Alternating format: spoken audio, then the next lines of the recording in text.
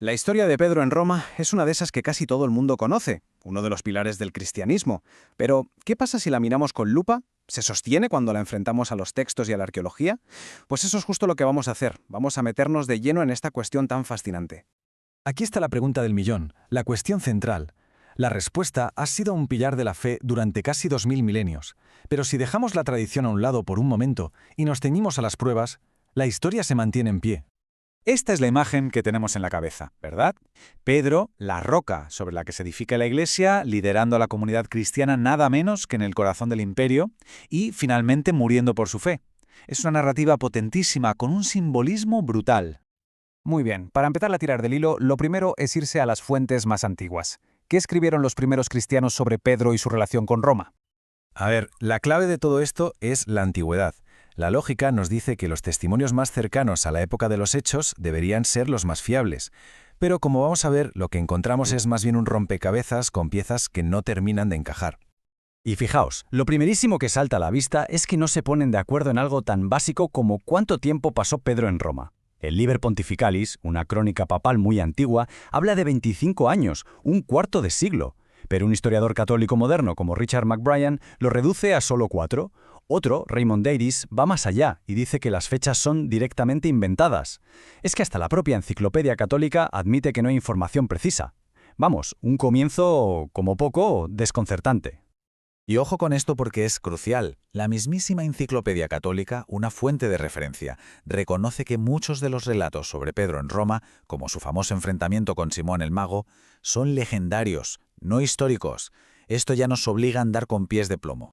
Aquí llegamos a un punto fundamental que a menudo se pasa por alto. En ninguna parte del Nuevo Testamento, ni en los Hechos de los Apóstoles, ni en las cartas, se dice claramente, Pedro fue a Roma. Hay interpretaciones, claro, como la que identifica Babilonia con Roma en la primera epístola de Pedro, pero es eso, una interpretación, no una afirmación directa. Lo que sí podemos ver es cómo la tradición se fue construyendo poco a poco con el tiempo. Clemente, a finales del siglo I, habla del martirio de Pedro, pero sin decir dónde. Unos años más tarde, Ignacio de Antioquía los menciona como figuras de autoridad para los romanos, pero ojo, no es hasta Ireneo de León, casi 120 años después de la muerte de Pedro, cuando se afirma por primera vez que ambos fundaron la Iglesia de Roma. Y como bien señala la fuente, esta afirmación choca con la propia carta de Pablo a los romanos, que se dirige a una comunidad cristiana que ya existía allí. Si los textos son ambiguos, quizá la arqueología pueda darnos una respuesta definitiva. Pasemos ahora a la búsqueda de la tumba de Pedro. Y aquí la controversia arqueológica gira en torno a una palabra clave que debemos entender muy bien, cenotafio. Esta palabra es la clave de todo. Un cenotafio es un memorial. Se hace para honrar a un difunto, pero su cuerpo no está ahí. Pensemos en un monumento a los caídos en una guerra, por ejemplo. Se les honra, pero no están enterrados justo debajo. Hay que quedarse con este término, porque es fundamental para lo que viene ahora. La historia del lugar es fascinante. Hacia el año 200, un clérigo llamado Gallo dice que él puede mostrar los trofeos de Pedro y Pablo. Más de un siglo después, el emperador Constantino construye una basílica gigantesca justo encima del supuesto trofeo de Pedro.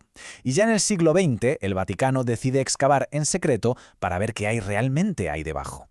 Y lo que encontraron desató una de las polémicas más intensas de la arqueología moderna, con debates que de hecho llegan hasta nuestros días. Hay que imaginarse la emoción del momento. Tras años de trabajo en las profundidades de la basílica, la arqueóloga principal Margareta Guarducci encuentra unos grafitis en un muro. En unas marcas apenas visibles, cree descifrar las palabras Petrus en Sitene. La interpretación de Guarducci fue electrizante. Pedro está aquí. Después de siglos de tradición, parecía que por fin había una prueba física, casi una firma del propio apóstol. Para reforzarlo, cerca de la inscripción se encontraron unos huesos que rápidamente se asociaron a él. El caso parecía cerrado. Pero casi de inmediato la euforia se vio truncada por una crítica demoledora. Y no vino de un escéptico externo, sino de uno de los suyos. El jesuita Antonio Ferrúa, experto en epigrafía y compañero de Guarducci en la excavación, calificó el trabajo de su colega como fundamentalmente erróneo. Un golpe durísimo desde dentro del propio equipo. Y Ferrúa no estaba solo, ni mucho menos. Pronto, una larga lista de respetados eruditos católicos se opusieron a la interpretación oficial. Argumentaron que no era una tumba, sino un cenotafio, un memorial. Uno de ellos incluso propuso que el famoso trofeo de Gallo podría haber sido originalmente un altar pagano. Y ahora llegamos a un dato arqueológico que es demoledor. De todas las tumbas excavadas en la necrópolis vaticana, el número de enterramientos que datan del siglo I, la época de Pedro, es 0. Ni uno solo. Esto plantea una pregunta inevitable. Si nadie más fue enterrado allí en ese tiempo, ¿por qué habría de ser Pedro la única excepción?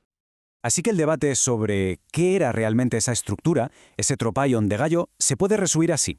Por un lado, la afirmación de que es la tumba real de Pedro. Por otro, un grupo mayoritario de expertos que sostienen que era un cenotafio, un monumento honorífico. Y una tercera vía que sugiere que ni siquiera era cristiano en su origen. 3 interpretaciones radicalmente distintas para el mismo hallazgo. Ante este panorama de textos ambiguos y pruebas arqueológicas tan disputadas, ¿cómo se resuelve el conflicto entre la investigación histórica y la tradición de la Iglesia? La respuesta llegó desde la máxima autoridad. A pesar de la enorme controversia académica y las críticas de miembros del propio equipo de excavación, el Papa Pablo VI zanjó el debate.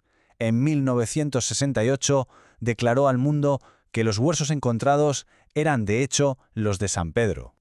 Esta decisión, como es lógico, fue vista con escepticismo desde el mundo académico. Este arqueólogo bíblico, Graydon Sidner, se preguntaba un año después si la declaración del Papa respondía a las pruebas o a una pura sagacidad política, cerrando un debate que era inconveniente. Una pregunta que, como él dice, sigue siendo de lo más intrigante. Y con esa pregunta nos quedamos.